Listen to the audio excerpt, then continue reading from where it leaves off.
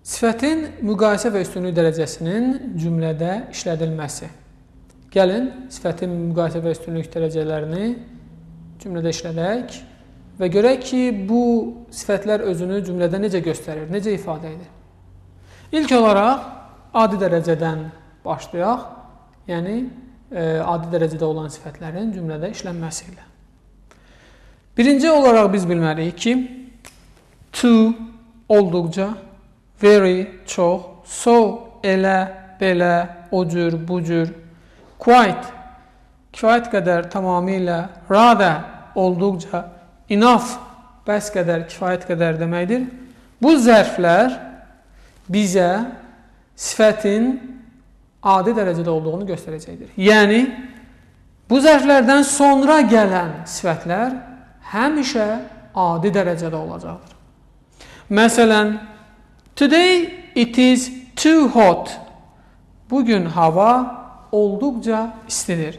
Və yaxud is very hot. Çox istidir. So hot. Elə istidir. Quite hot.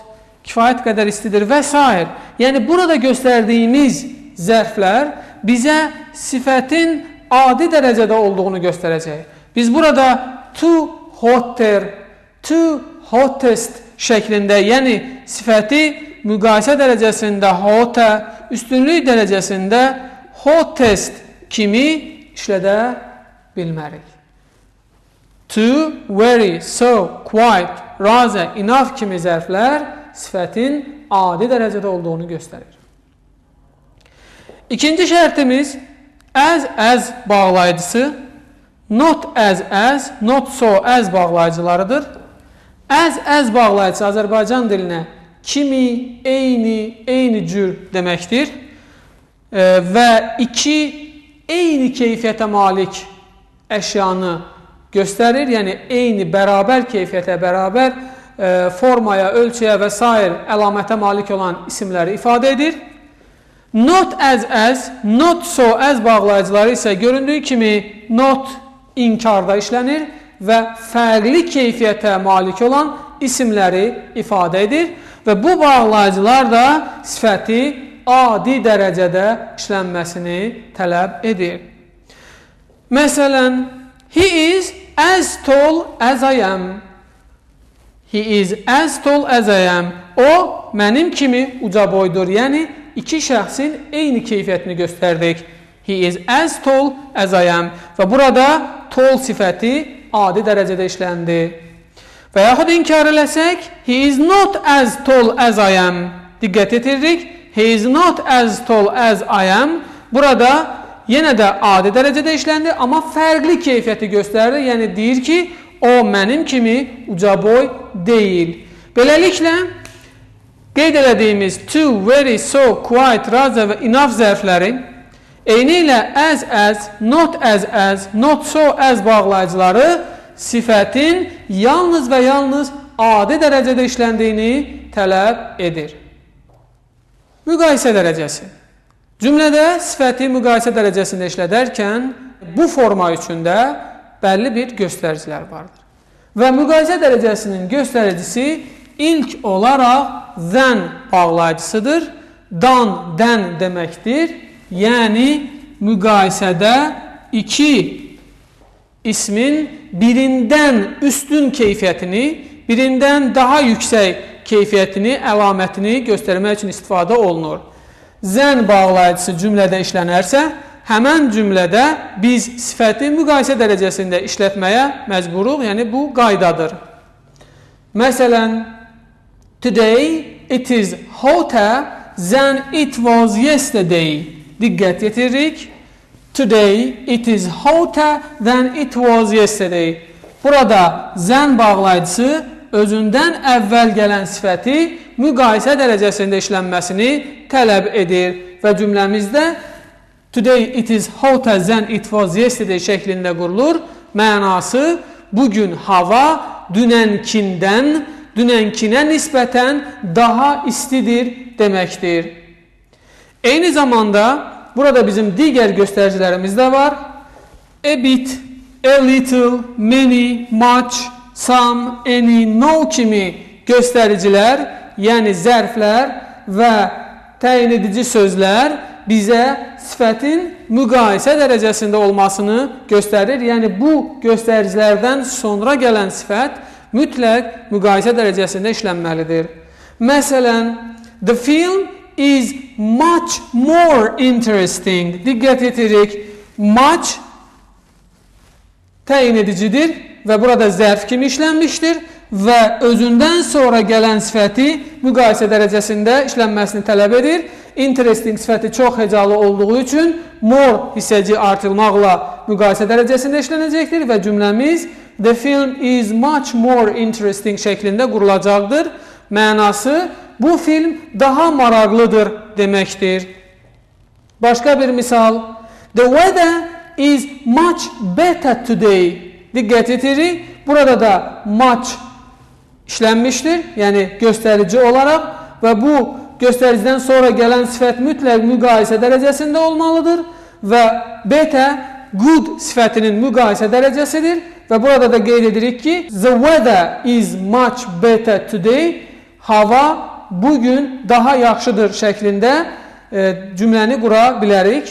Beləliklə biz sifətin müqayisə dərəcəsinin işlənməsi ilə tanış olduq və öyrəndik ki, zən bağlayıcısı, eləcə də a bit, a little, many, much, some, any və no kimi göstəricilər özündən sonra gələn sifəti, yəni cümlədə işlənən sifəti müqayisə dərəcəsində olmasını tələb edir. Üstünlük dərəcəsini cümlədə işlədərkən bəlli bir göstəricilərə diqqət yetirmək lazımdır. Yəni bu göstəricilər bizə cümlədə sifətin üstünlük dərəcəsində işlənməsini tələb edir.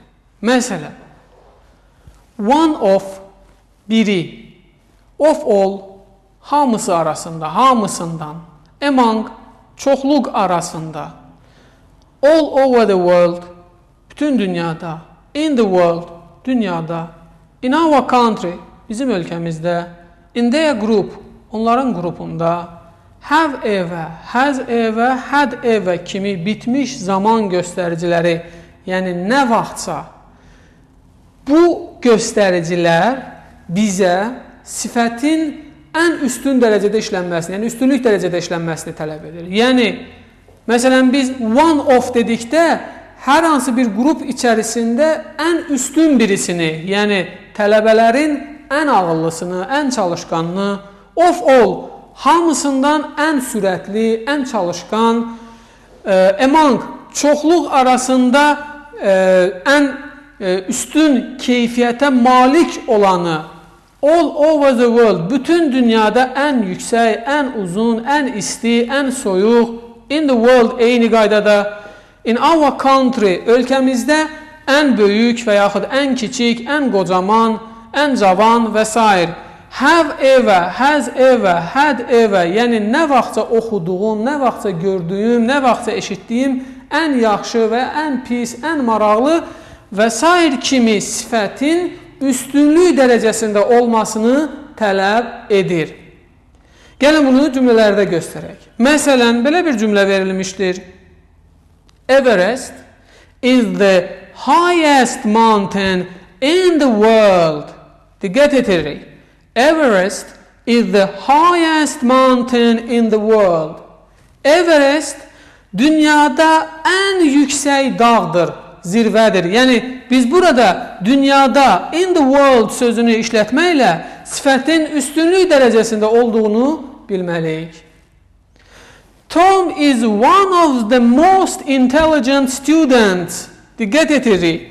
Tom is one of the most intelligent students. Tom ən ağıllı, ən çalışqan tələbələrdən biridir. Yəni sifət üstünlük dərəcəsində olmalıdır. Çünki burada one of göstəricisi vardır. Və yaxud it is the best book I have ever read. Diqqət etirik. It is the best book I have ever read. Bu nə vaxtsa oxuduğum ən yaxşı kitabdır. Have ever göstəricisi bizə sifətin üstünlük dərəcəsində olduğunu göstərəcəkdir. Sifətin müqayisə və üstünlük dərəcəsini cümlədə işlədərkən xüsusi bir qeydə də əməl etmək lazımdır və bu qeydi də bilmək vacibdir. Qeydimiz Birinci hissəsi ondan ibarətdir ki, sifətin adi və müqayisə dərəcəsini diqqət etiririk. Sifətin adi və müqayisə dərəcəsini sayılan tək isimlərlə işlətdikdə, bu halda sayılan ismin artiklı sifətin önünə keçməlidir. Diqqət etiririk, sayılan tək isimlərin artiklı adi və müqayisə dərəcəsində sifətin önünə keçir. Məsələn, cümləyə diqqət etirək, it is a good book. It is a good book. Burada artiklı vardır, book sayılan isimdir və onun artiklı sifətin, good sifətinin önünə keçmişdir. Bu, yaxşı kitabdır. Və bir də müqayisə dərəcəsində bu cümləni işlədək. Diqqət etiririk. It is a better book than that one. Diqqət etiririk. It is a better book than that one. Yenə də burada book ismi işlənmişdir. Sayılan isim olduğu üçün onun artiklı sifətin önündə işlədilmişdir. Cümlədə zən bağlayıcısı işlədildiyi üçün sifətimiz müqayisə dərəcəsində beta şəklində, yəni good sifəti müqayisə dərəcəsində kökündən dəyişərək beta şəklində işlənmişdir. Amma yenə də sifətin önündə artikl işlənmişdir, sayılan tək ismin artiklı. Beləliklə cümləmiz adi dərəcədə it is a good book, bu yaxşı kitabdır. It is a better book than that one. Bu o birindən daha yaxşı kitabdır şəklində qurulacaqdır. Cümlədə yəli əvəzlikləri, yəni asılı formada olan yəli əvəzlikləri my, your, his, her, its, our, their şəklində yəli əvəzliklərin asılı forması işlənərsə, eyni zamanda ismin yəlik halı olarsa, onda cümlədə heç bir artikl işlənə bilməz. Diqqət etiririk. Əgər biz cümlədə yəli halında olan isimlər və eyni zamanda yəli halında olan əvəzliklər işlədiriksə, onda artikl işlətmək olmaz. Məsələn, Tom is my best friend. Diqqət etiririk. Tom is my best friend. Tom mənim ən yaxşı dostumdur. Burada best, good sifətinin üstünlüyü dərəcəsidir. Good, yaxşı, better müqayisə dərəcəsində daha yaxşı, the best üstünlük dərəcəsində ən yaxşı deməkdir.